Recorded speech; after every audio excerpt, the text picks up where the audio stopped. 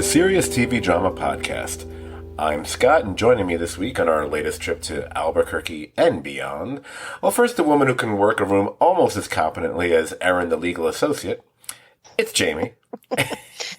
Hey, Scott. Nice to be here. And the guy who would disagree with Cliff Main and only let Erin, be a paralegal. It's Brian. Hey, Brian. That's me, part of the patriarchy, baby. That's right. The man who gives reality checks to all the law shows. Just don't cash them till I get paid. That whole Law and Order thing is bullshit. Anyway, and actually, it's only three of us this week. Oh, look at that. Yeah, Dan is away on a trip that Brian and I have attended in the past, but we couldn't do it this time around. So Dan will carry the flag for us, and we will just be here recording a podcast instead. So there you go. Oh, speaking, since I mentioned Erin in the intros there, I was, and I get to finally use this fucking phrase, I was today years old when I realized that the actress who plays Erin on Better Call Saul actually plays the little psycho Joe on the criminally not discussed and lauded enough show Mythic Quest, the one I've told you need to check out. I didn't realize it was her. I've watched them, back to back. Like, then I saw it in IMDb. I was like, wait a minute, what? Yeah, so a very different part for her. Let's just put it that way. But we're not here to talk about a show that no one else has watched. We're here to talk about the 5th episode of the final season of Better Call Saul, and that episode is Black and Blue. Kind of like my hand right now. Directed by Melissa Bernstein. She'll actually be directing next week's episode as well. And it was written by Allison Tatlock, who has actually written 3 previous Better Call Saul episodes, but perhaps just as cool, she also wrote 3 episodes of the great Halt and Catch Fire series. Now, before we dive in, I just wanted to say something right off the top here. And I haven't talked to you guys about the episode before, like right now, so I don't know what your views or opinions are, but I'm sure we'll find out shortly. And that's usually the case when we approach these things. But I'm at the outset, one reason only, I didn't hate this episode, but I'm not going to tell you that I love this episode either. I mean, last week when we talked about Hit and Run, it was kind of, I referred to it as kind of a breather episode, allowed us to exhale after the tense, rock and hard place episode. To have this episode follow that one, it kind of, in my, not so humble opinion, it felt a little bit like an overextension of that exhalation to me, so to speak. It's not that there's good things in this episode. I'm not saying it's a bad episode. But let me put it this way. There have been 55 episodes of Better Call Saul. And if I'm ranking all 55 episodes of Better Call Saul, let's put it this way. This one's coming in the 50s. Maybe 55. It's definitely in the 50s. Yeah, it wasn't, I don't know, after the first few episodes we had this season that have just been phenomenal, it's hard to set this one up against it. Though, like you said, there's some great stuff in it. There's some great stuff, and there's some like incredibly great stuff in it. But it's the pausing between all of those things wasn't the same rhythm we were following for the first couple episodes. I mean, as we talk about it, I'll cite the things as we go through them. The things that kind of made me go. But there's certainly stuff that made me go ooh as well. So you got that. Yes. This to me was like a snack and not a meal. Yeah. There it is. And I think it's one of those things where if you're used to going to like a great restaurant every week and then they just hit you with just like, wait, that's it? Tapas? Are you kidding me? Come on. Anyway. Was it suggested that you tried the signature sauces? Maybe that would spicing up this meal from a snack to a meal. I don't do spicy. I cannot do this. Oh boy. Anyway, so we'll get into the episode, and I'm sure we'll hit upon other silly things as as the conversation moves forward. The more my hand bothers me with this mouse, I'm going to package two characters together here into one conversation. So some of you out there might think they have little or nothing to do with each other, nothing in common, and so on. But I'm going to say, and it might speak to some of my minor issues with the episode, that there is some deliberate mirroring of principal players here. And I'm talking about Kim Wexler and Gus Fring. Now, we spend, in my opinion, twice in my podcast already I've said that phrase. We spend an inordinate amount of time with Kim up front, with her being nervous, she's anxious, she's preoccupied now that she has the knowledge that Lalo is alive. She does push forward later on with her scheming plans when she's meeting with her former assistant there, and she gets some info on Sandpiper. And there is some dramatic portent, both when she says to that woman, she's just getting started, or later during a conversation with Jimmy when she drops the, it's coming next thing. But I just, if I went back and I started counting up the minutes, I was like, even if it's only 2 minutes or that's a lot of screen time. It sounds like a little, but it's a lot. And then you combine that with Gus, his actions at Los Pollos Hermanos. He's more controlled and restrained than she is, but it's also speaking about his nerves, his paranoia, the way he's fastidiously fixing things and walking through the I can't snap. Walking through the restaurant. And you hear like the conflicting. Okay, let me pause myself here because I realize I've said it twice. So my apologies to the listeners. If you hear me making references to like some sort of odd injury or pain, I'm the dumbest smart person ever. I'm known for occasionally getting mad when I'm playing darts, and maybe I might punch a wall occasionally.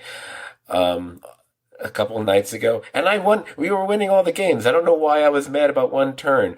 In quick succession, I punched a wall, the back of a chair, and a door. It was like bing, bang, boom. And then within a minute, we all watched as my fist became had like the Hulk fist thing going on, where we just watched a big purple egg just slowly grow on my hand, like in real time. It was bizarre. I can move it and all, so I don't think I've broken any fingers, because I know what that's like. But there's something going on, because there's swelling and discoloration, and the bruise has actually gone through to the other side of my hand, which is interesting. So, but I can do everything that one needs their right hand to do so far that I've tried, so it's not too bad. But I may be getting it x-rayed tomorrow. So, just got that out of the way. I don't like dropping personal stuff in the podcast, but there you go. I still have to ask. Now they know. Now they know. Oh dear. So I was in the middle of talking about Gus. Oh, when he's talking about the way he's acting, you've got that little buzzing, conflicting thoughts drowning out the customer's order, and he eventually, even goes outside.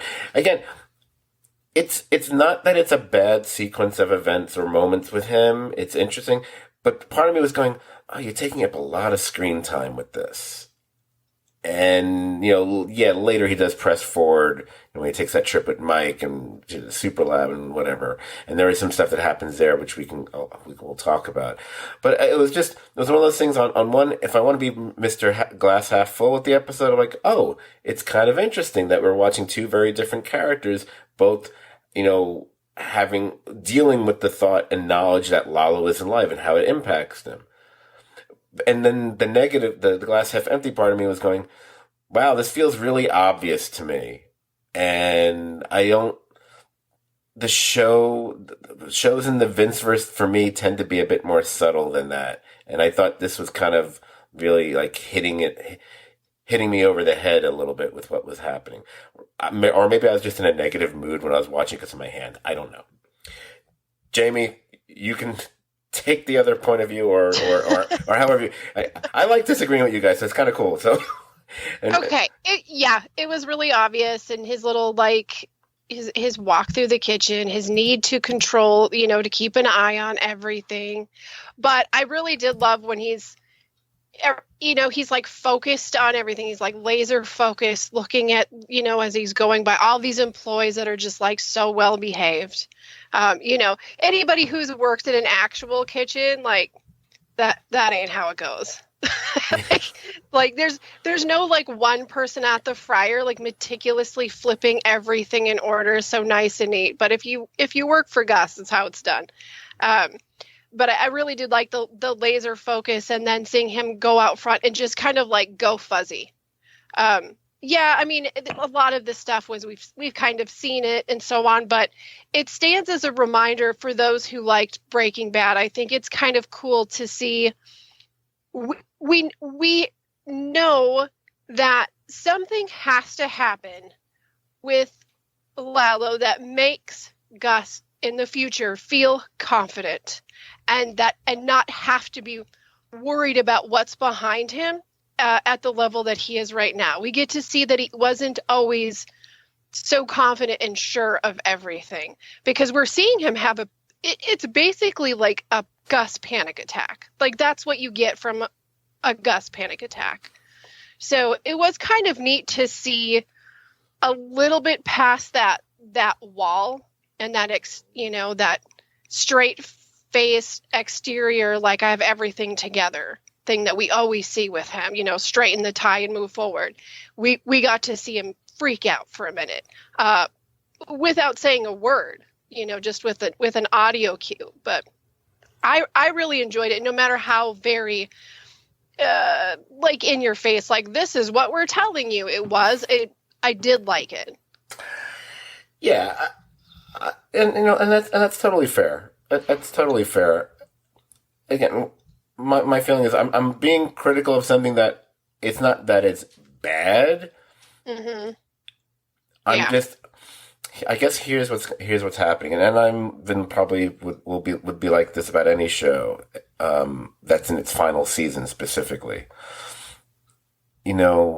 I love the economy of storytelling, and when you're doing something which I feel you're taking up time and significant amount of time in any one given episode, we've only got a few episodes left to go, so to speak. Yes. And I felt like, was this what did I get that much more about these characters here? A little, but I feel like I kind of got that about Gus and his situation with Lalo before this episode had already happened. So it felt like you were just doubling down on something I already knew. Was it? But if I was going to defend it, it's kind of like when I was arguing with someone about when you're making a change in a screenplay or a story.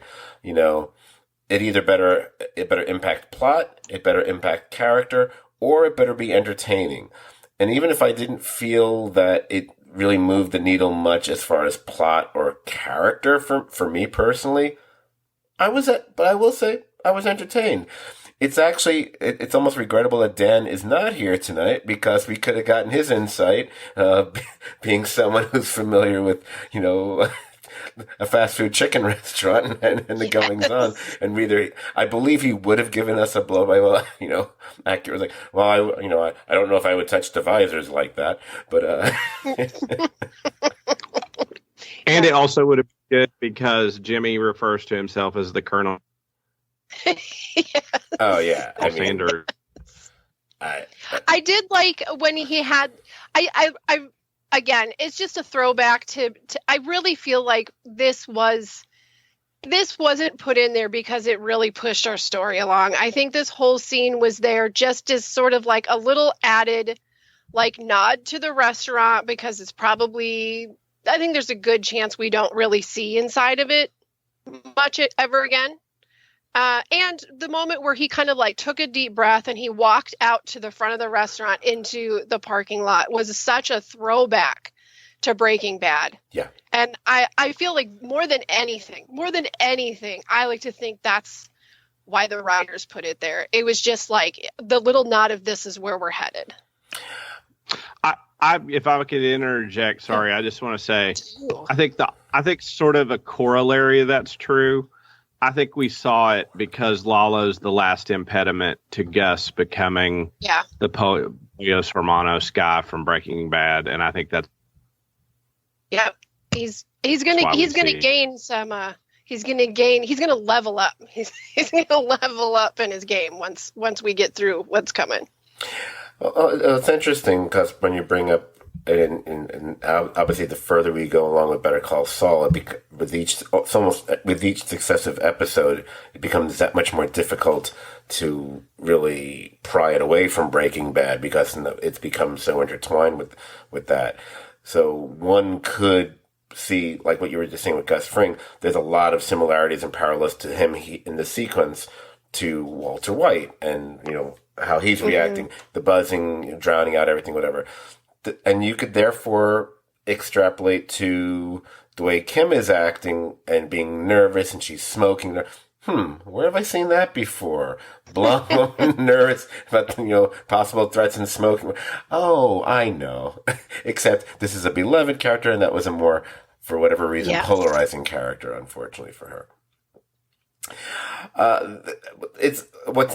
What's interesting though is this, and another thing that they both have in common, therefore, is despite their concerns.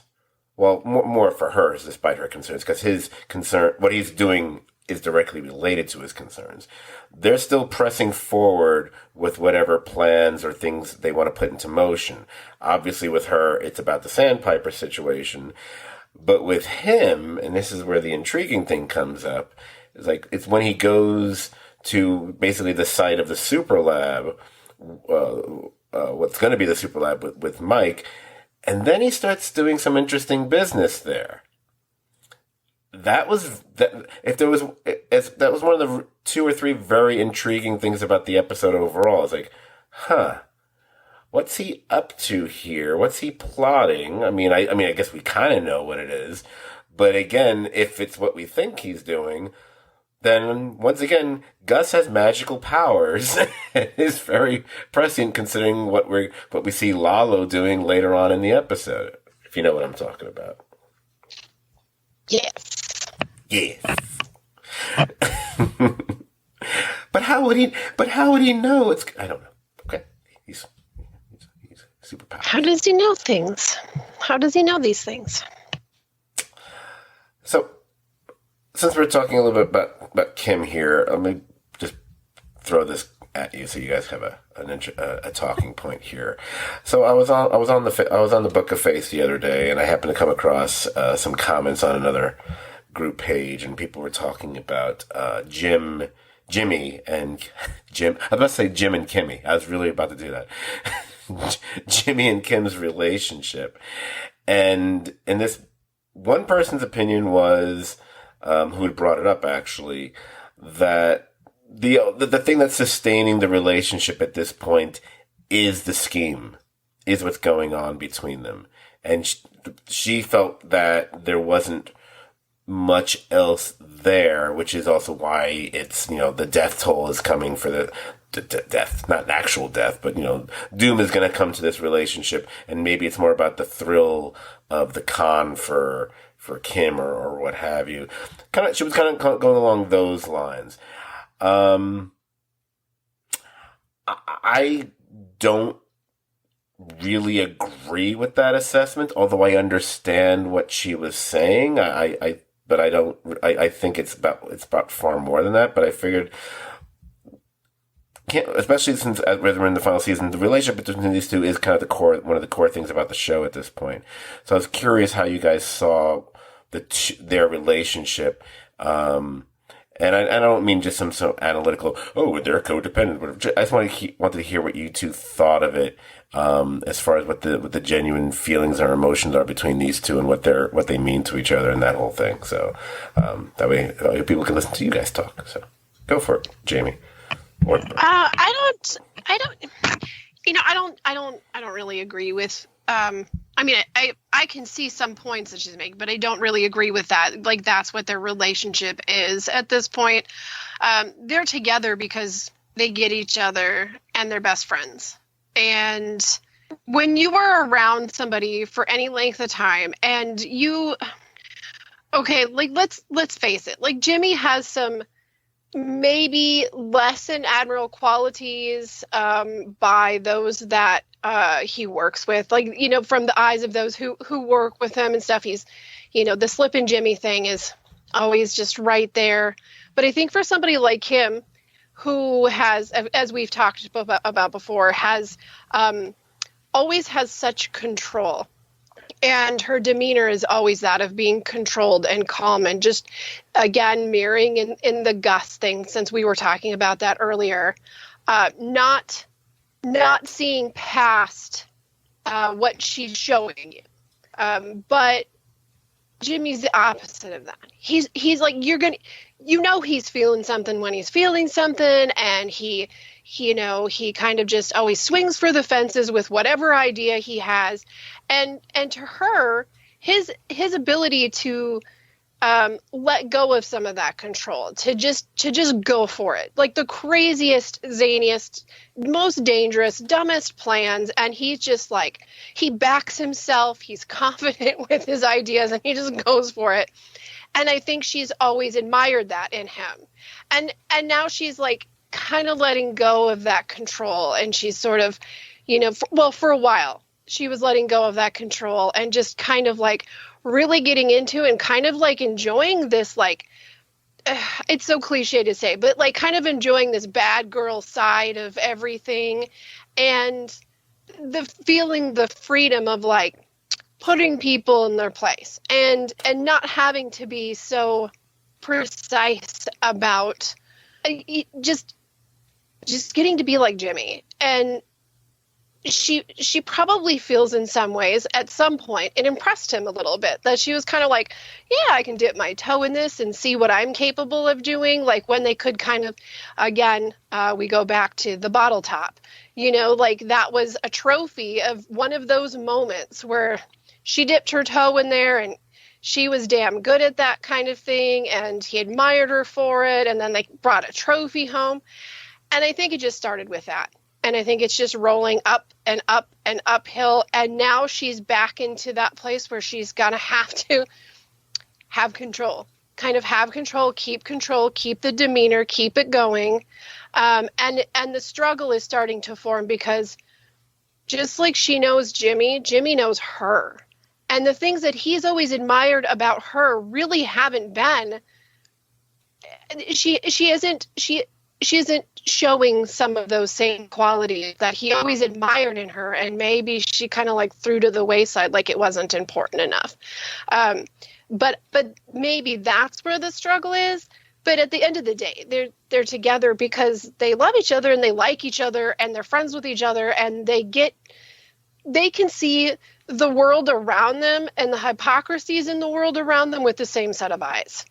And so that's why we always see her like big laugh smiling around him and not around anybody else, because she can really just be herself with Jimmy. But now she's kind of rolling into a place that maybe isn't herself, and you can tell it's stressing him.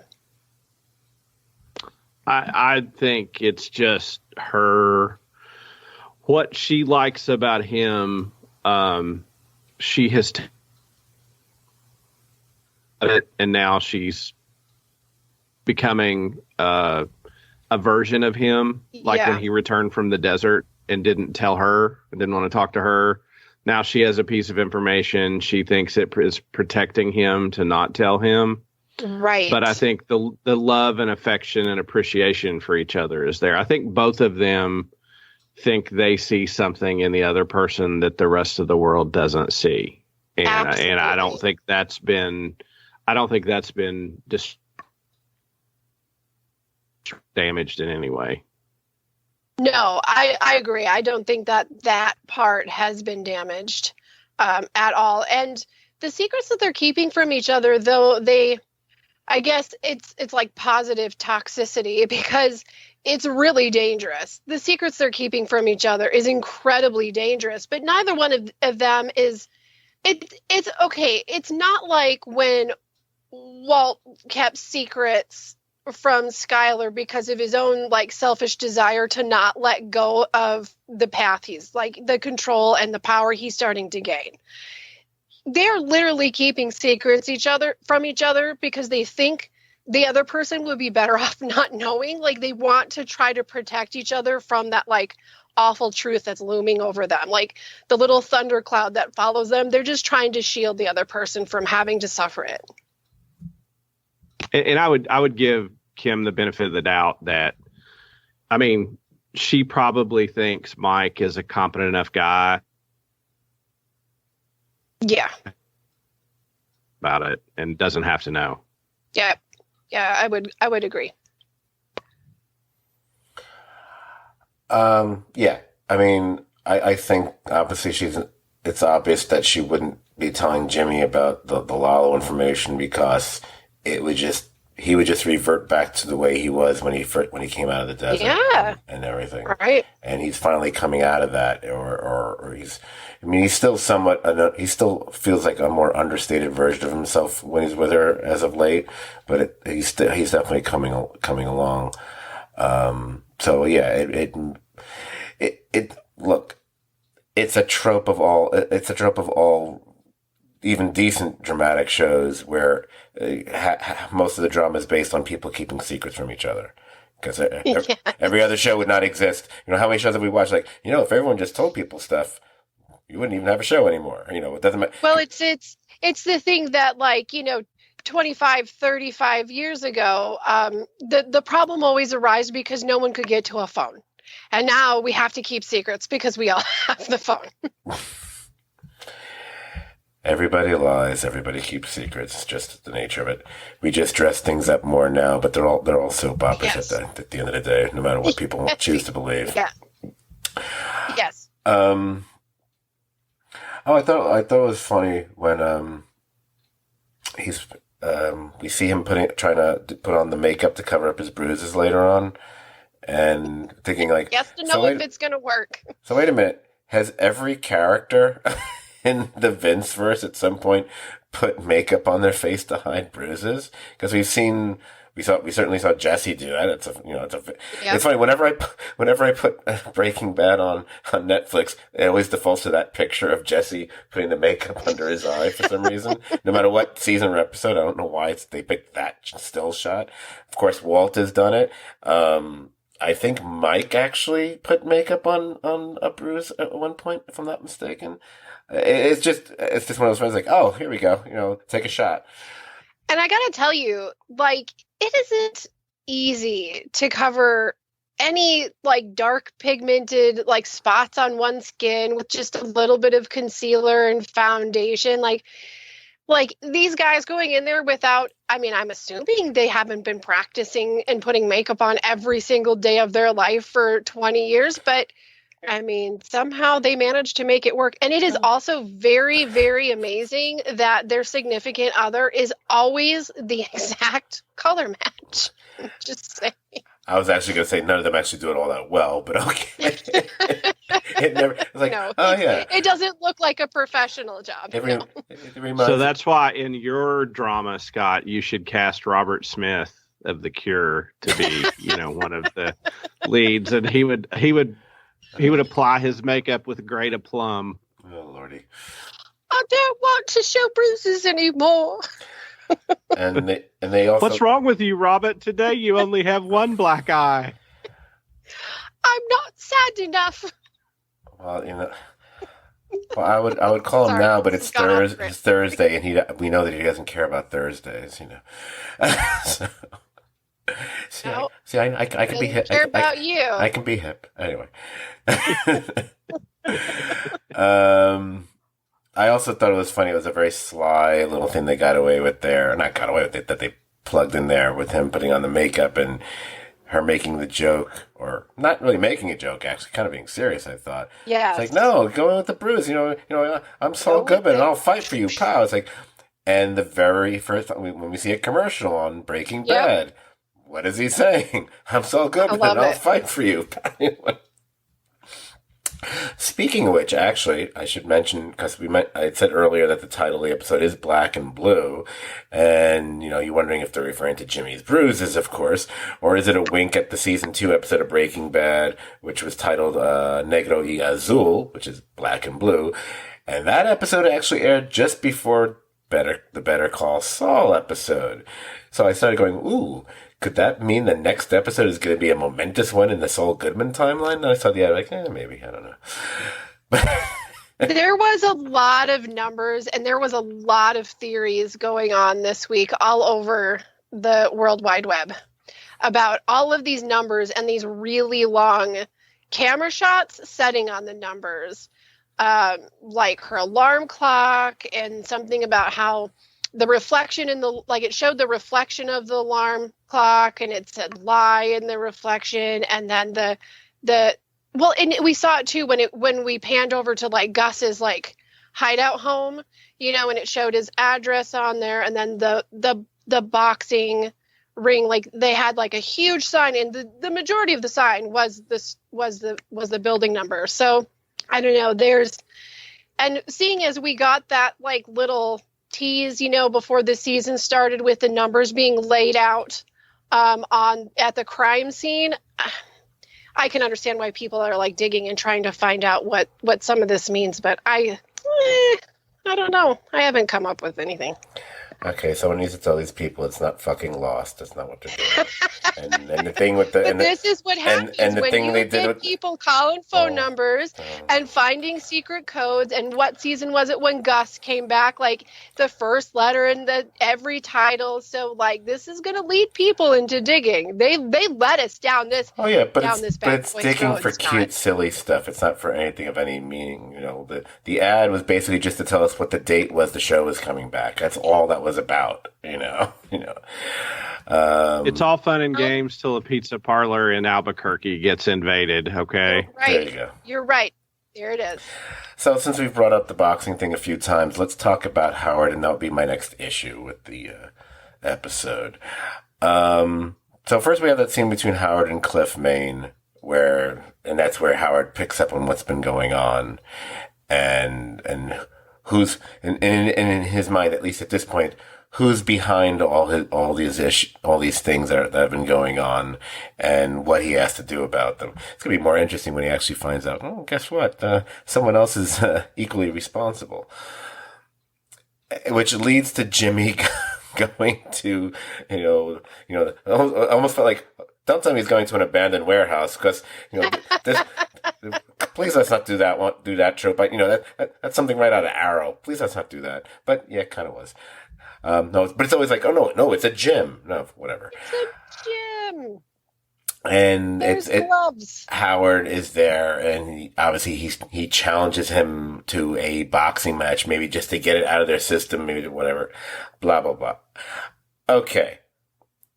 I get this entertainment value here. It's a fun thing to watch the scene. I get that. I get it. But I'm going to be negative here. Oh my God, I've seen this so many damn times in my life. This has been the plot. I've seen this as a plot of I don't know how many sitcoms and dramatic series, whatever, time after time after time. Fight it out. And one can say, oh, that makes sense because Howard Kimball was like, no. That's not an excuse. The show did it. The writers did it.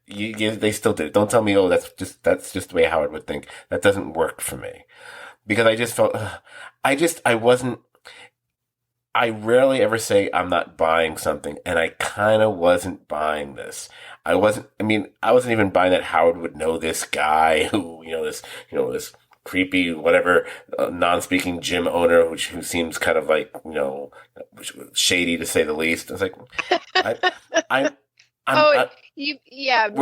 what was his name? Like Mickey or something? I feel like, and I know someone, could be one of you, can try to easily explain it away, and I'm just gonna look at you like, really? Because I've seen Howard's clients, and we know what his client base is. They're not people like that. They're not. Jimmy might have a client like that, but Howard wouldn't. I'm sorry. So I found it a little, it's strained. I'm not going to say I didn't believe it, but it was like, okay, I'll go along with this because I'm enjoying Patrick Fabian on the show, and it's kind of thing. But I know this scene isn't going to go anywhere. I know, and I just got a little disappointed in it. That's just me. maybe everyone else might feel differently out there, but I was kind of like, really? All right, I'm gonna throw this out. I'm gonna throw this out if I may. First of all, the ref, the gym owner, his name was Mackie, which I'm sorry is the perfect name for somebody who owns a boxing gym, and it's almost too perfect. But nonetheless, I move on. I agree with everything you're saying, but just for fun, let's ponder the idea that, without stretching too far, that Howard would know exactly what it would take to get Jimmy in one place so that the PI that is going to be following him knows exactly who he's dealing with, what his car looks like, and what the person he's following looks like. And maybe it was this PI guy's plan. Like, go over to this place, we can get a good look at him. I don't know. Maybe that's digging too far. But at the end of the day, the real point wasn't to box it out and feel better about it. Like, let's fight this out and maybe you're going to feel better. I never got the feeling that Howard really felt anything on that. I felt Howard did it as a complete setup for Jimmy to think that everything was in the clear, to let him know that he knew, but to think, okay, we box out. Now Howard thinks that we're in the clear, because Howard doesn't necessarily want him to stop whatever he's moving. He wants to catch him doing whatever he's doing. And so I think this whole thing was just a ruse, like, planned by Howard, because he knew this is what Jimmy would fall for. That's my thought. I agree with, I liked Howard's dialogue. I didn't like the setting or the plan. Like, to me, this would have been more realistic if Howard was like one of those douchebag jujitsu. Yeah. Roll on the mat and do jujitsu. Yeah, that would be more realistic to the character of Howard. But like what he said to him and the way he said, I liked all that. I just was kind of not down with the setting of it.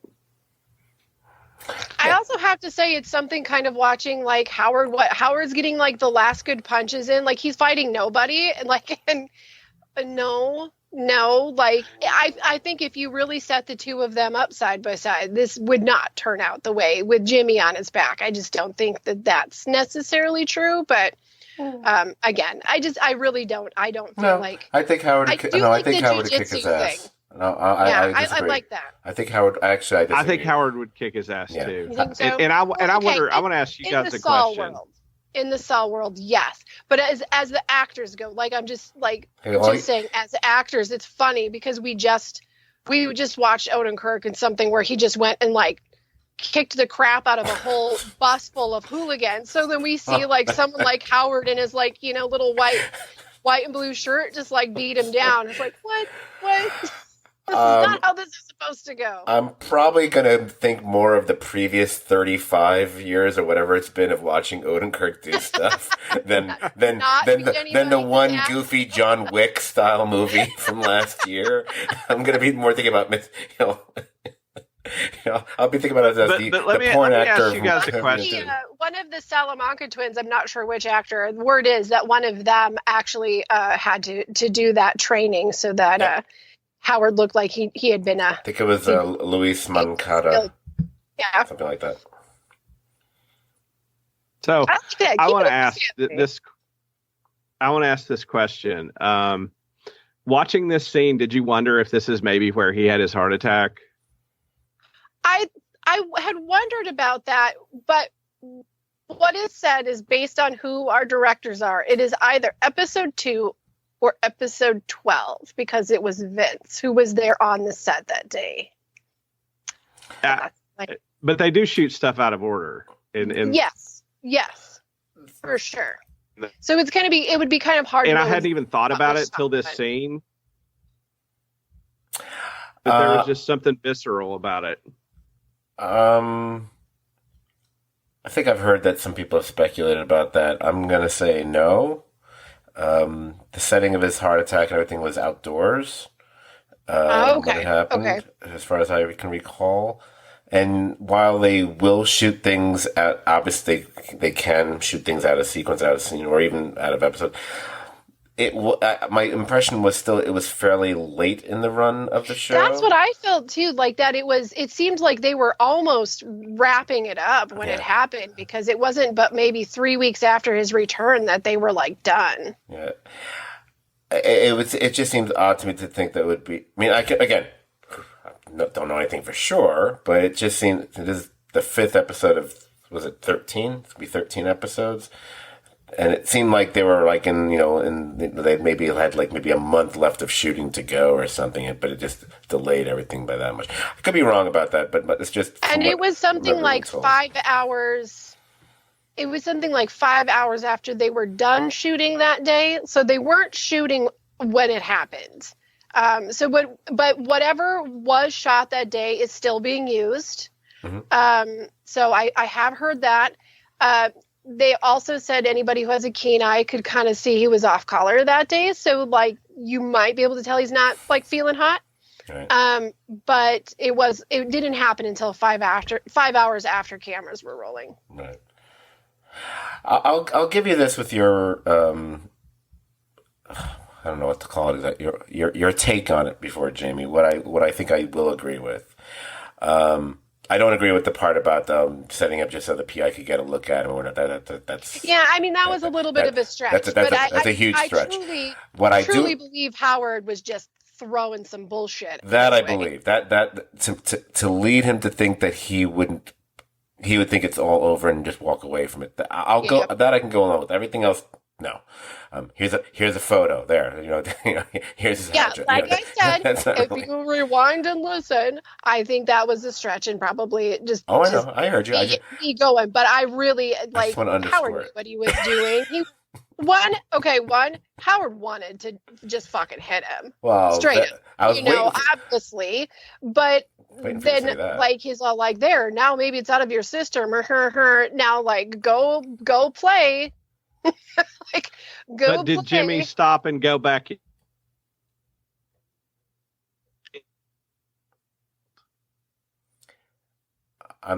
Brian, on my end, your audio is dipping in and out, Brian, so I didn't hear what you said. I apologize. Oh, sorry. I said, but on his end, did Jimmy turn and go back in to get hit and take an ass kicking and not fight as hard as he could? Maybe. Because when Kim says you went back in, yeah. Because you know what's coming next. Does Jimmy try to give Howard a pound of flesh? Kim thinks so. I don't know. Kim thinks that's what it is. That it was feeling a little bit guilty, so you let yourself take some hits. I don't know. I guess we could go that direction, although this, considering what he did to Howard in relation to how he made him feel about the death of Chuck, I have a hard time be like, oh wait, so now you have a conscience about something? I feel like he just straight up turned around and went back because he's Jimmy and he couldn't say no. Like, he just couldn't help himself. He's also thinking of himself. He's still, I'm the scrappy underdog who came from the streets. Of course, I can take this, this snooty suit, blah blah blah. And they're like, oh yeah, but you know what? You're not skilled at physical combat. So these guys really just. I mean, they just the level of disdain they have for this guy is, I don't know. Sometimes it's really tragic, and then other times it's hilarious. But it's just he definitely has his douchey moments, but really, he's not really an issue. Well, I think, I believe we covered this on a previous podcast, and I think a big point of all this is if Kim and Jimmy are scheming against someone who's just an awful person, then there's no. We have no conflict. We don't have a problem with it. Right. We're just rooting for it. We're rooting for the takedown. But we've seen time and time again, as it was revealed over the course of the last 5 seasons, Howard's not a bad guy. Howard's not to blame for Jimmy's troubles. His brother was, and he's actually tried to do right by him, or felt horrible about the death of the brother at that other time. He was practically, borderline suicidal at that time. Maybe maybe his relationship with Kim was a little strained because the way he viewed her or the way she felt he viewed her. I don't know, but does any of it warrant what they apparently seem to be planning to do? I don't think so. I don't think anybody thinks that at that point. I think this is why it's the version of, this is why we're saying that Kim is Breaking Bad. Well, and I think, I mean, I know we haven't jumped into that scene yet, but I think the little moment that we got with the whole sandpaper thing gave us just a little salt on the rim, you know, with Howard's character. And yes, at the end of the day, he's still going to push a room full of senior citizens to hold on to life a little bit longer so we can get a bigger pay. Right, but what he does in that scene, that's what he's supposed to do. Yes, it's his job. It's what he's going to do. And here's the thing. There is nothing different about what Howard does in that room with those senior citizens than anything Jimmy had done when he was doing. And and at least what Howard is doing, comparatively speaking, is a hell of a lot more on the up and up. He's talking about the realities of a lawsuit and whatever, and that, you know, you do have to wait, whatever. What Jimmy was doing, we know what turned out to be just filling stars in their eyes, right? So, but that is a good thing to bring up, because that is kind of, it's also, even though he's not in a courtroom, it still, to me, is one of our rare times to kind of see Howard in action.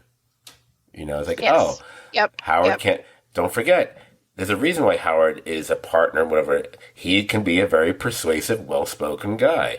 Yes. Especially compared to, you know, like the way, you know, the non-paralegal Erin was. And oh, she tried her best. I know. She was doing okay, but man, she was getting in deep there. But yeah, and also it is kind of fun to watch for me personally, being someone who's been around a little while, and you know, Brian, maybe you might relate to this. I don't know. It's kind of fun seeing Ed Begley Jr. in all these scenes, and he's really playing it so very straight. Because I grew up watching him on St. Elsewhere, all the way through that to his silly character on Arrested Development, and like that parking lot scene between him and Howard, and realizing, as we're saying all this stuff out loud, does it not occur to you that this is kind of when you put it all together, it does sound kind of ridiculous and over the top, and he just happens to be sitting there with Kim at an outdoor cafe.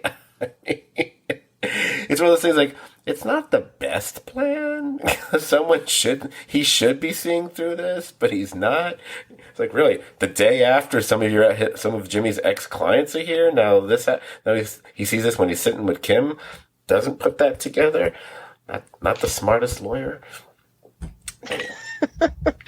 Just too trusting. That's what the beauty of that scene was, though, is that you see Howard's mind, and he starts questioning it, and he solves it in about 2 seconds. Oh yeah, I love it. Yeah, the facial expression that completely read like, oh, fucking course. It was good. You don't gotta be Encyclopedia Brown to figure out that one. You have to be Charlie Brown to figure out that one. It's pretty freaking obvious. And I think as viewers, we've kind of just like, there's just this little part of us that just kind of wanted to see him figure it out. Oh yeah, absolutely. Everything you say is true, but it did require him to ask the kind of question only somebody who's really smart asked, is who were you with when you saw this? Yep. And that's the answer. He cut right through the bullshit and got right down to brass tacks, and that is the answer. Yeah. Good. So wait a minute. So you saw something that looked like something with a who's done a scheme which involved fake, doing something with prostitutes with me before? Can't think of who might have done that before. It's all feeling familiar. So there may be more as we, things pop into our head, but one more question before I move on to get to the Lalo stuff. And it's just speculation. So we see at the end of that thing that the whole thing is that he hires a PI. Okay, fine. Yes. Cliche. Sorry. Hey, somebody's got to get the deeds, man. Someone's got to. He's only got 1 week off. He's got to get a lot done. He's got to get a lot done in that week. It's got to matter. He needs backup. The big question is this: So the implication is this guy's going to be following them around, following Yes. Jimmy around. Mike's Yep. guys are supposed to be following them around. Yep. Are these two things going to intersect and possibly blow up or something? Absolutely, they will. Okay. Absolutely. And that's how we start to cross these storylines over. I'm very curious about how they'll handle that. Yeah. There's just no way that doesn't happen. That would be strange. Yeah, that's perfection. And I want to give you a callback, Scott. I want to give you credit when before you had said like you thought maybe Kim did something with an agenda when she was having a conversation. I think there's proof of that you're probably right this week when Kim talks to the associate that comes to the diner and meets with her. Because when she goes back and meets with Jimmy, she tells Jimmy like she found out what she wanted from her. And that associate is saying nice things to her, like, we can't believe you left, but we admire you for what you did. And you think maybe she's just genuinely catching up with somebody and really likes them, but also as a byproduct getting information. But when she talks to Jimmy, like there's no discussion about like this person was a friend or somebody I liked. It's just she just totally used her for the information. Yeah. So I think when we talked about that before, you suspected maybe her motives weren't as pure and we were giving her the benefit of the doubt. I think this conversation was her being completely mercenary with this person. Yeah. It's fun when she does it because she's a bit more subtle about things and believable about things than Jimmy can be in these instances. Yes. What is? She has more of an air of sincerity about her that Jimmy doesn't. Which is almost worse because he's honestly an asshole and she's sincerely not. She's sincerely being manipulative. Right.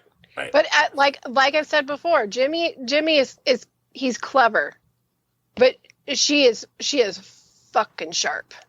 She's smooth. He's clever. Yeah. They complement each other very well. Yeah, it's interesting. They have things in common, but they also. I think the issue for them as a couple, only and the fear that he has always been. He doesn't want, he had said in an earlier episode, am I bad for you? He doesn't want to feel like he's become such a corrupting influence on her. He doesn't want to turn her into him. No. Because you know what? Even egotistical assholes like me, we think initially, I wouldn't mind going out with someone who's like me. No, I wouldn't. No, you don't. And you want to be with somebody. You want to have somebody who not somebody you would put up on a pedestal, but you want to have somebody that you respect as an equal, even if their equal is something different. Like whatever the balance is completely different than what you are. That's what makes the best relationship. Right. If you cannot respect the level of intelligence in your mate, like it won't work out. It's just not. It won't. I'll tell you the best saying, and I'm not going to say the person's name who told me this, but I credit him for a relationship. The person you want in a relationship is the person that will tell you to go to hell, and it'll piss you off, but it'll also make you think about what they said and evaluate the situation. Yep. That's the kind of person you want. That when you fight with them, you do listen to them, and they piss you off and make you mad, but you consider what they said. And I think Jim and Kimmy, Jim, I do it all the time too. Jim and Kimmy, there's a good mix-up. Jim and Kimmy. I think what they do is they're too codependent in wanting the other to be happy. Yep. And that's where the badness is here. Like both of them have had red lines where they should have said stop and they didn't. All the way back, as far back as the mailroom. I mean, it even started then because it was like, well, that's stupid. I can't believe you didn't get that. Like, that's no fault of your own. Actually, it is. It is, So it started at the very beginning of the relationship. But it's It's something like you have relationships with even just friends. It doesn't even have to be a romantic relationship. And you've got that person. You got to have somebody that can tell you, maybe that it doesn't come out very often, but when it's real important, you need that person that's going to be like, listen, I'm saying this, you're not going to like it, but you have to hear it from someone you love because you need a deal. Yep. Okay. Two things. One me being a jerk here, and the second is me revealing saying something I probably shouldn't, but I'm gonna say it anyway. Number one, I was really hoping we would get through that entire conversation without using the word codependent, so I'm a little disappointed in that. It's just, it is what it is. We gotta call it like it is. Number two, it's funny. You guys have. And I've enjoyed all the different phrasings that you're, as far as the person in your life and what they would, they're the ones to tell you this or tell you that, whatever. So I'm gonna, I wrote and she's gonna hear this now, but I don't mind. Hope she doesn't mind. So many, many years ago, I wrote a speech, toast, etc. for someone, at their wedding reception. It's my best friend, and I believe she will be listening to this podcast. And one of the lines I remember I said, and this is, again, we're talking 20 odd years ago, is because she was someone who she doesn't tell you what you want to hear. She tells you what you need to hear. And that's the nicest, simplest, concise way to put it. And that's what you look for, whether it be in a friendship, especially a close friendship that actually has meaning to it, or a relationship. That's what you strive for in a relationship as well. And I think that's been the thing that really worked as far as Kim and Jimmy. That previous to now, that's certainly what she did. That's absolutely what she did. And she did that more. Tell him that. And she did that in a way unlike the other people in his life had done, like say Chuck, for example, or whomever. But she said that while she accepted who he was as well. And that's the other piece of it.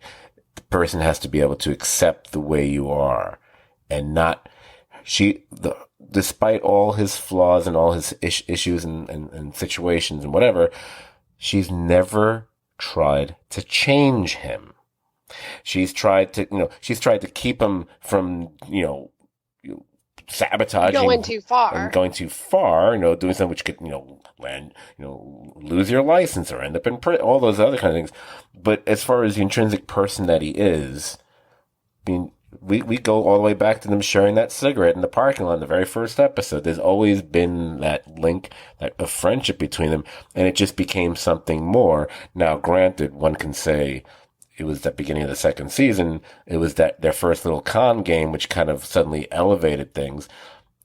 You know what it was? The kindling was there. That was just a spark. Ow, mother. I forgot. Laughing your pain. Shut up. You're off the podcast. His left hand is Jimmy. His right hand's Kim. Thank you, because anyway, I'm not going to finish that thought. Yeah, that was intentional, but anyway. Oh yeah, that's what I'll be saying. Anyway, so let's move on. So we're putting it out there. Okay, they have their moments where maybe they should have stepped in and said a few things, but for the most part, Kim is the one who's going to set straight. So are we looking at a situation where Kim is kind of going off the rails in a direction that maybe she shouldn't? Jimmy doesn't have the same cahoots that she had in order to say, like, hey, I love you and you need to hear this for me. It's going too far. That's one thing. But then another thought I had while you were talking about this is, it's like, she does call him out and she does set him straight on some of the things that he does need to hear. But the one thing that she never has been Howard. I don't know if she really just had some disdain towards him herself this whole time, or if it was just fed from Jimmy's. But it's like, that's the one thing that she's never been like, hey, he's actually like really great in standing up for you, and it's your brother who's being the total dick. So like, stop being mean to this guy. That's like the one loophole in this whole like thing, and now it's Kim going like full bore with her post-it notes, and it feels like Jimmy's not like 100% enthusiastic about this whole thing. So does he need to pull a line from old school Kim and like set her straight? Probably. I don't think he will. But he won't. Right. That's just not what he does. All I'll add to what Scott said is I think Jim. You're gonna have to repeat the beauty is she doesn't try to change him. Yeah. The problem is like neither of them tell the other one when they're riding too high. Both of them are good at picking each other up and loving who each other is, but neither of them are too good at saying don't get too high on your own supply, and that's the problem. Now remember, kids, always know your dealer. Anyway, so you gotta know him. Have some orange slices and just lie down. All right, so let's move on to the oft aforementioned Lalo. Looking it back to him because now finally he's shown up. We haven't seen him in a little bit, and apparently Lalo has been able to get to Berlin.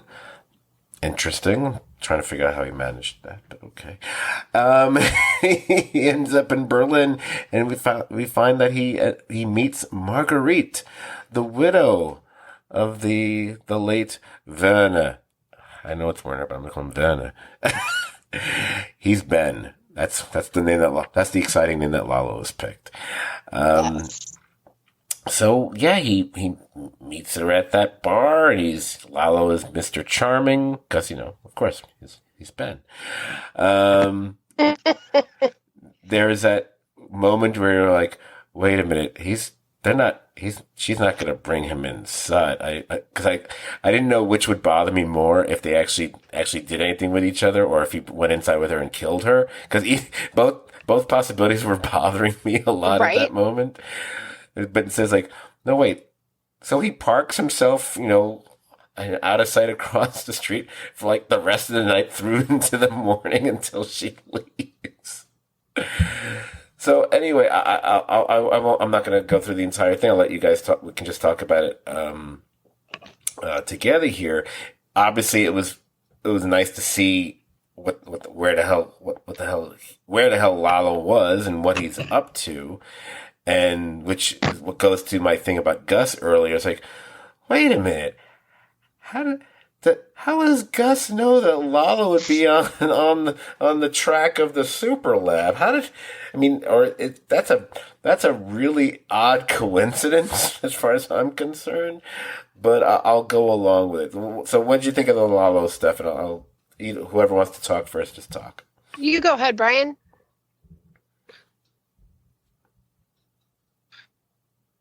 Course, immediately my audio cut out at the beginning because my internet is just stupid tonight. I don't know what's wrong with it. I never have this problem, but like the internet has been crazy all evening. But I'll say that it was very it was interesting to see different type of architecture, a different type of place for this show to take place, to see like public transit and things you don't usually see in the Breaking Bad world. The Vince verse. But there was a lot of stress in this. Actually, you kind of came to like her just because of Werner, and that you felt a real sense of fear for her. And you also saw, Lalo at his best. It was very tense. I will say, I don't know how Lalo figures all this stuff out too. It's almost like you have two idiot savants go. And Gus, like how does Lalo figure exactly where to go, where she is, and how does Gus know to put a gun in the track down in the super labs? It's almost like you these two super minds going at it. But I really enjoyed the stuff in Germany and thought it was entertaining, suspenseful. And I'm glad that she survived. They did a great job of making me like her in a short period of time and wanting her to survive. Well, I would first of all like to say that it occurred to me that I never knew I wanted this, but like now all I really want in life is Stephen Ogg and Tony Dalton to have a smile off. I just want them to stand and smile at each other for like 2 minutes, 2 consecutive minutes of smiling eye contact. That's something I need to see in my bucket list. Second, I cannot remember, I did not have the time. I sincerely meant to. But there was some conversation that Lalo has had like a season or 2 ago where he did something about Mike taking out, it had something to do with Mike taking out Werner. Like there was some conversation that like he was scoping it out, like he was figuring out the German connection a season or 2 ago. Mm-hmm. So there was like a little bit there. So I guess we're just to assume that this whole time he's been sleuthing or having others sleuth on his behalf to make the connection to figure out, at least we know he figured out who Werner's spouse was. We know that much. I did also have a lot of fear that we were going to have something bad happen to her because she was very likable very quickly due to her connection in the storyline, but also just the actress herself and she was just so soft and intelligent and thoughtful. And the moment that really like sealed the deal for me that like I didn't want to have any harm come to this woman is like when they walked to the gate, and she was like, I can't ask you in. That was like, like you really are meant to worry about her, which made me worry even more about her because they were like, you are supposed to love her. She even says like, like when do you leave tomorrow? And she goes, well, maybe in another life. And I thought, yes. Oh my God, could you be messing with us anymore in another life? Screw you, Ryder. Now I'm even more nervous. And I will add to this, forever how much Lalo decides that he likes somebody. There was even a moment where you could tell, like, he did not want to have to shoot her. And I don't think it was just, oh God, I'm going to have to leave a mess behind and someone's going to track me. I don't think it was that. He was like, shit. When she came home, like he didn't really want that to happen. And I also have to say it was a real treat watching him walk over to the dog and like have half of me go like, oh my God, don't do anything to the dog. Oh my God, don't do anything to the dog. And then he just like squats low and then does his Lalo thing and he just charms the hell out of this little dog. Walks off and does his thing.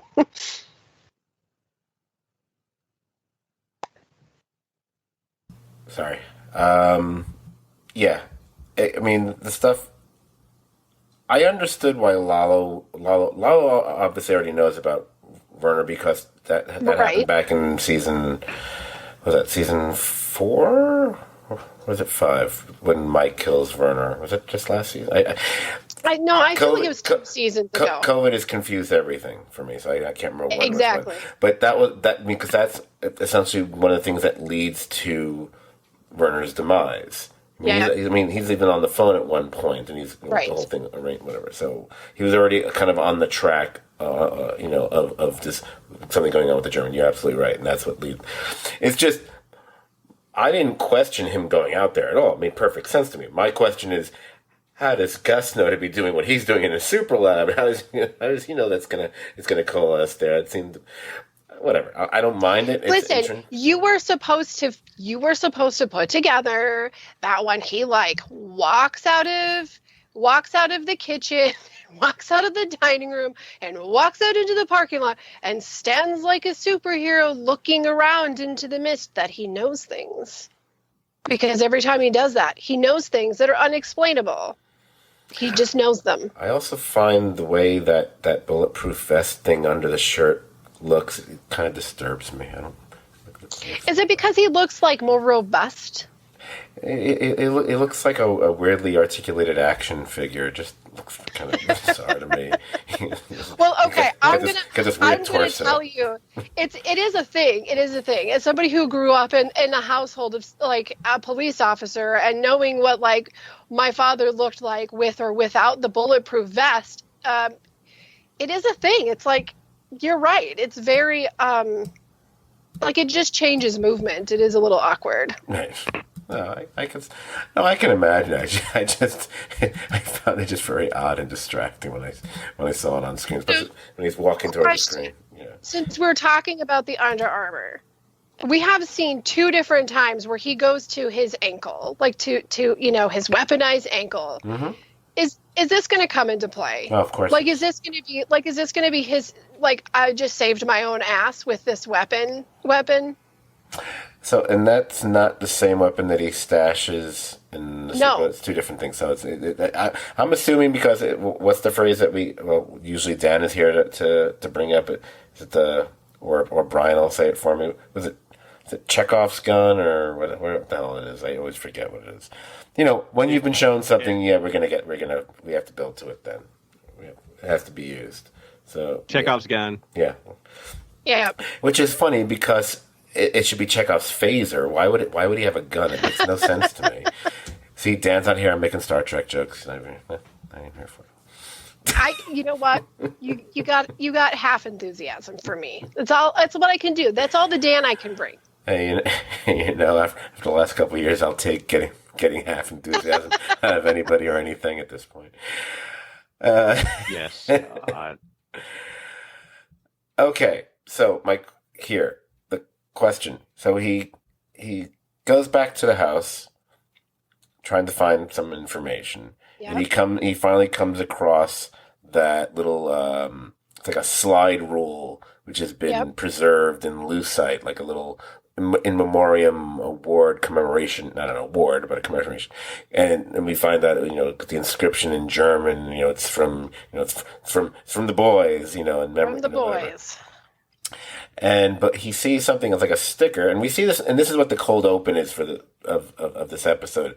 It's the creation of this, and they're very cute because if when you're first watching the opening of it, you're thinking, oh, it looks like they're making meth, and it's like, no, that's not what they're doing. But I got that's what the point of it was. Yes, immediately you knew the connection. Right. It just felt like it's kind of like when it takes you like 10 minutes to get to the point of a joke. I felt like we're taking a really long walk to get to this, aren't we? All right. Again, time of the essence, He sees a sticker on the bottom of it.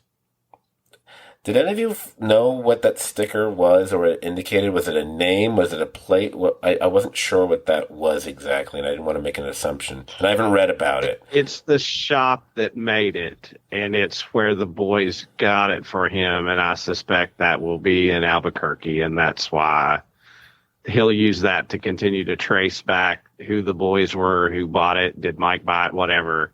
It's the place that made it. There you go. Okay. Question about the boys then, because, she made mention, if I recall, that they did not attend his funeral. Never saw a face. Never saw a face. Question. Are the boys still around? Or not? Yes. I think so. Yes, and they've been silenced. The boys don't know the full extent of everything. The boys' plaque was done solely by Mike.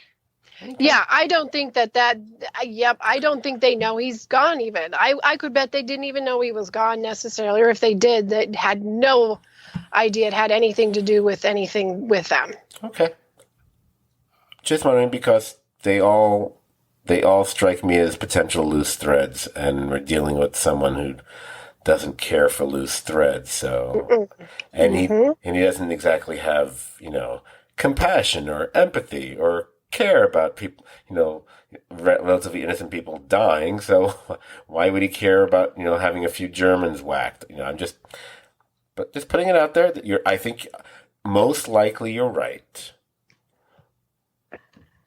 but I felt the question had to be asked, especially since they didn't show up at his funeral. Fair. And I feel like that the reason why I'm bringing it up is because to me that might be the reason why you have that detail in there. Because I was like, why are you telling me that they didn't show up there? That's interesting.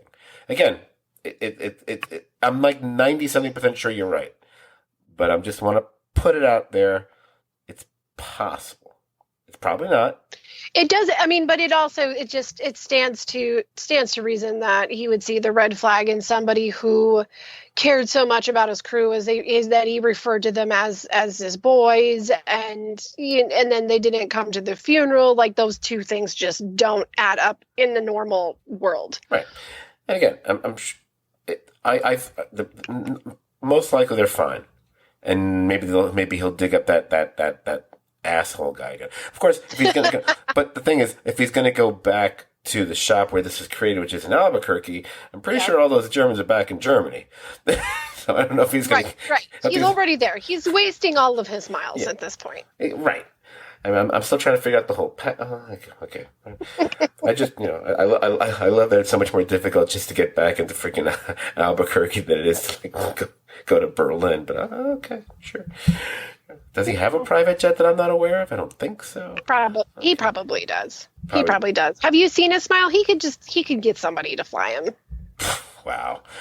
Okay, well, I don't have the same feeling about his smile, but okay. Yeah, I mean, like, he can just, like, I mean, it's terrifying.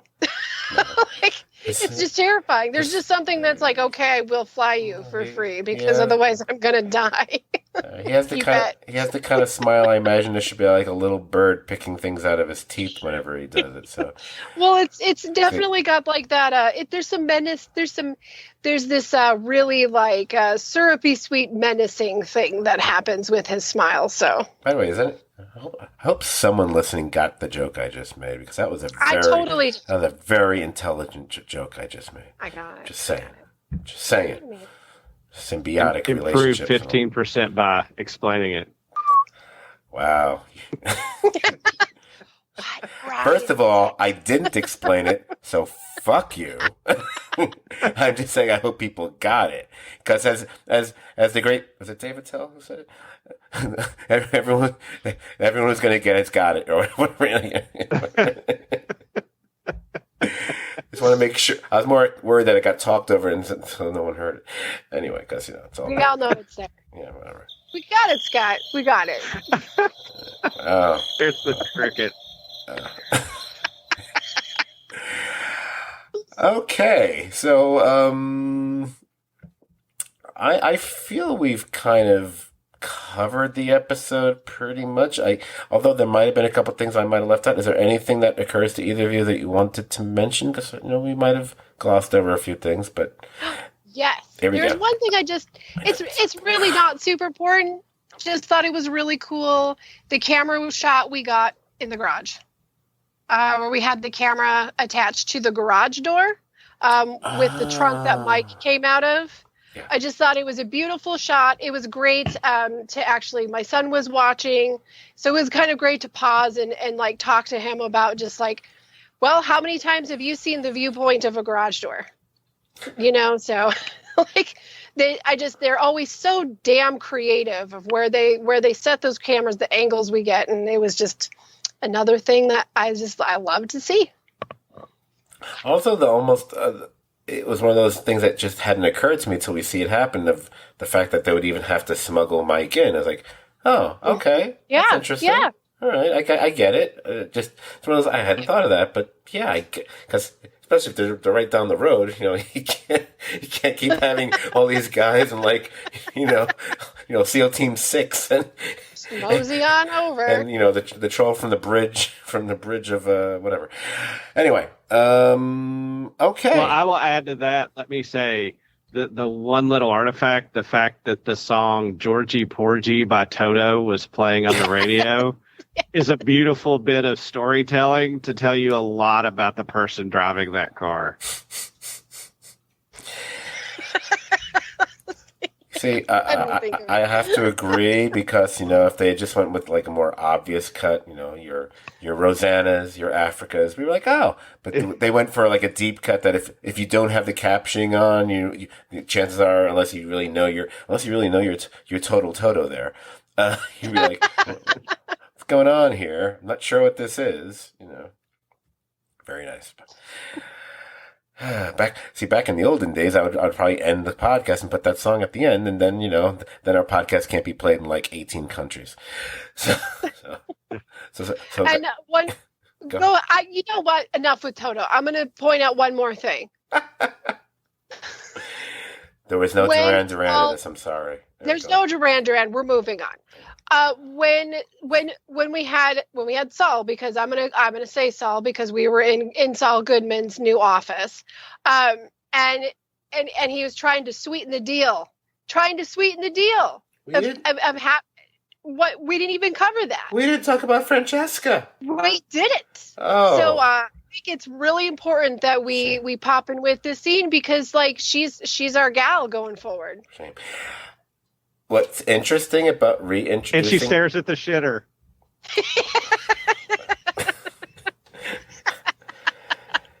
Don't worry, we're going to get rid of that. Yeah,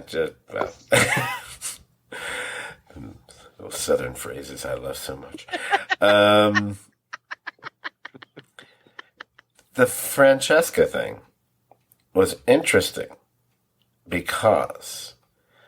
when last we saw her, that's when she was, she was basically given her walking papers from Kim and Jimmy.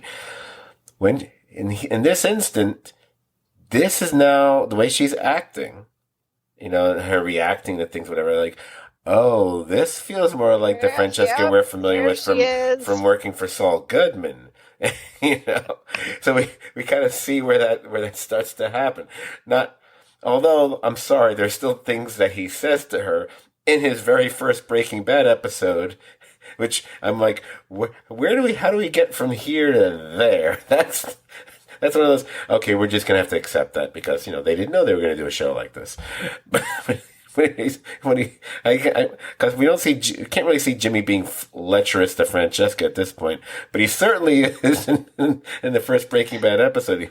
Right.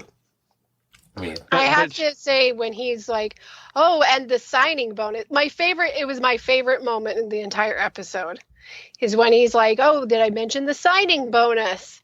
And he goes to like open his wallet, but before he opens his wallet, he looks over his shoulder at the line of criminals behind him and then kind of pulls his shoulder up to like open up the cash wad. Like I died. Like it was perfect. But I think she's another one like Kim coming up with the saying and the place.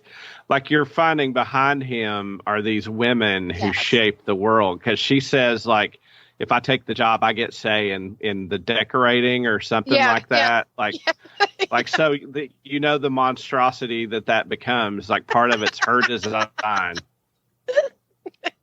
Of course, first thing, get rid of the crapper. We're not having the crapper in the building room. So it's got to go. It's got to go. Before we start writing anything from the Constitution on walls, it's got to go. See, I'm still not. I still don't think she's going to be the one responsible for the columns in the Constitution. That if it's one of them, that's more of a Kim. I feel that's more of a Kim thing. I feel like once we saw inside of his house, like the inside of his house just matched his office in such a way that it was like, okay, these things are definitely connected.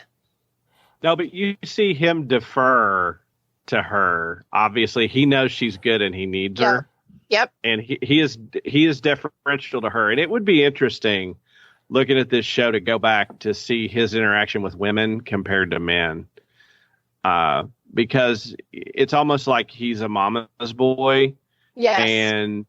And gets along better. Like think about the courthouse, the clerks. That's exactly where it went with those damn Beanie Babies. And like his relationship with women has always been pretty positive in a way. Like the clerks, he treated them with a lot of respect, so they helped him. Like he's men are the ones Jimmy usually gets pissed off at, and rightfully so because most of us suck. But it would be interesting to look at that, because the power dynamic between him and Francesca, he knows he needs her. She takes one look at that place, knows he needs her, and she gets the cheddar from him. So, well, and if you go back, with the conversations with Chuck and the flashbacks with Chuck, we know what his relationship was with Chuck and his dad. So that leads us to where he was with his mom. And then, you look at Chuck's ex-wife. It really would be a really interesting time to sit down and just kind of note the different character positivity that comes through when he's speaking to a woman. Well, yeah, maybe. But then again, it's also based on who we actually see him encounter, because he's not like that with the ADA who's been on his ass for several seasons. He wasn't like that with that person who was with the other, whatever she was, Fed or ADA person who was with the detective at the beginning of the season when he accidentally said Lalo, whatever.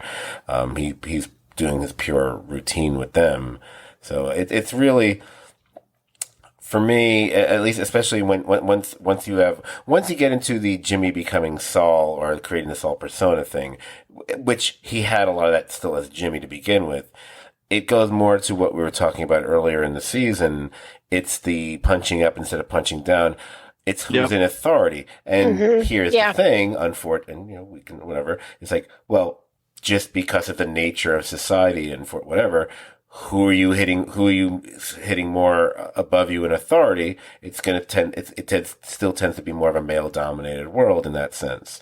Whereas as opposed to the court clerk or the person who's trying to, where he can get the court dates moved up, and that one with the Beanie Baby, that stuff, that's someone who he can kind of relate to and kind of be chummy with or suck up to or treat or even infantilize to a certain extent. Come on, Beanie Babies of all things. But it's interesting because I'm also... She collects. Clearly, she's a collector. Candy brings candy. So another talking about infantilizing. Here's candy and a Beanie Baby. Right. Because my feeling is when we're talking about this, you can't help but then fast forward your brain and just think about what. There's definitely an art of manipulation. It's definitely there. And when it boils down to, I wouldn't go as far as saying that he has something as cemented as oppositional defiance, but he does have. He has a little bone to pick with authority, and I think that's sort of what leans him into having the compatibility, if you want to call it that, with some of the criminals that he's representing. He kind of sees people as getting the raw deal because they're not the bad ones. It's the authority that it's the authority that caused this problem. All right, I absolutely agree. However, I also, again, do not want to... He's an incredibly corrupt lawyer. Let's not forget that. Let's stop. It seems like... I love how all the people out there who hate Walter White so much, but we're doing all this to kind of that'd be the bone to pick with authority. Yeah, if you weren't so corrupt, I think that you would just respect law and authority for what it truly means and can be. Right. He's more Now, Jamie, let's not go that far. Okay, let's not go that far. He's still a... Okay, I'm not corrupt, and there's a lot of law and authority I have zero respect for. Okay. All right. Okay. Fair.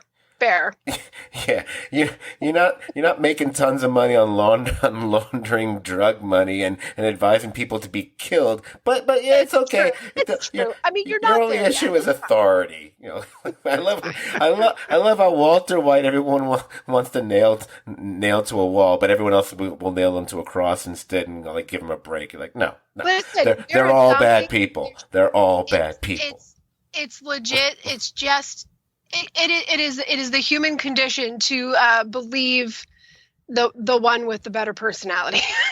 It just is. Sorry. I'm a fan of Walt. You got it. But I mean, he is what he is. But when it boils down to it, I would way rather chill and hang out with Saul than I would Walt. Period. And no matter what, like, it doesn't mean that one is a good person and one is a bad person. It's just going to be kind of easier to lean into somebody who, like, makes me feel happy than somebody that makes me feel guarded. I'd have to think about that because I'd be worried about checking for my fucking wallet after hanging out with Mr. Goodman. You got a point. Pretty sure you got to keep a 5 foot space, then it's all good. There you go. And plus, I'm not trusting anyone with a fucking golden toilet. Sorry. Exactly. Okay, you wouldn't trust somebody with a golden toilet. You'd have to go into their house. Would you trust somebody who had a toilet sitting in the middle of their office space? Yes. See? Yes. But only if it had like a little shower curtain all built around it. So Privacy. For the privacy. All about the privacy. All right. Oh, I never got to say.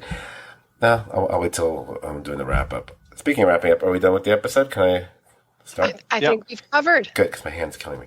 So if you enjoyed this podcast, guess what? You'll enjoy hanging out on our Facebook page as well. It's the Serious TV Drama Podcast page. Like the page, you can join the conversation about shows like Better Call Saul. You can go back in time and talk about Breaking Bad. You can talk about pretty much everything under the sun. Now, as far as finding the podcast, you can find it pretty much wherever podcasts are made available. Your Spotify, your Amazon Music, your Apple Podcasts, wherever the hell else they are. Better still, you can just go to stvdpodcast.podbean.com and you can find this one among 342 other podcasts are there. There's actually at least 7 or 8 good ones. Trust me, you just have to look for them. You can follow us on Instagram. Our handle there is Serious TV Drama. It would be nice if we had more than 73 fucking followers there. And you can also follow us on Twitter. Our handle there is at STVD Podcast. STVD as in Serious TV Drama. Be with us next week, where we will be covering the next episode of Better Call Saul. That episode, I believe, is titled Axe and Grind. So, hopefully it's a return of the twins with the axe. No, I'm sure it's not what it's about. Anyway, cousins, not twins. Cousins, the cousins. Although, maybe I was thinking of The Shining, because there was an axe. Anyway, can we have the... Where there's an axe, there's a set of twins. Yeah, always. Basically fact. And there's usually a lot of blood that will then follow. So, Jamie, before I wrap up, so I'm behind on most TV shows I watch. It's just between the darts, which is why our podcast gets delayed till recording punching Thursday. inanimate objects, punching objects, working on certain projects I can't talk about, whatever. I'm behind on everything. There's a bunch of shows that have come back. I haven't started yet. There's new shows. I'm putting up threads on Facebook. I still haven't watched. Everyone else is watching. I'm getting spoiled on, whatever. But one of the only shows I'm only one episode behind on is Barry, right? All right. My question is this. So one of the plots or subplots or whatever on Barry right now is, and it's also involving the character I really don't care for very much, Barry's girlfriend, the actress. And she's part of this new, creating this TV show. TV show's title is Joplin, and it's not Janis Joplin. They refer to it as it's a place. Yeah. Is it your Joplin where you hail from? I mean, I don't really know of any other. If I say Joplin, I don't ever hear anybody go, "Oh, which Joplin?" It's pretty much. I mean, I'm Joplin in France. Better or worse, for better or for worse. There's only one Joe Mo, and it's here. Okay. I noticed it the other day, and I was like, wait a minute. And at first I thought, oh, is this like a Janis Joplin? And they're like, oh, and then they actually mentioned it's a place. I was like, oh, I wonder if it's where Jamie's from. Yeah, it likely is. Okay. Anyway, yeah. All right, Al. All right, well, thank you guys for being here and adding so much to our coverage of this episode. You guys can make your good nights now, and I'll end it for a change. Hey, all right. Well, thanks for having us again, Scott. Look forward to next week. Look forward to having our the curly fry back to our signature sauce, and Dan will be back. I don't know. Hopefully the next episode picks up the pace just a little bit. In honor of Dan, all I'll say is I will KFC you later. Yes. Good night. Curly fry. That makes sense. I really don't care for curly fry, so that really maybe that analogy works after It all. all adds up. It all adds up. More like a biscuit rind of some kind. Anyway, so thank you guys all, and remember everybody out there, you should never mistake my kindness for weakness. But then again, I'm almost never kind. So, good night, everybody.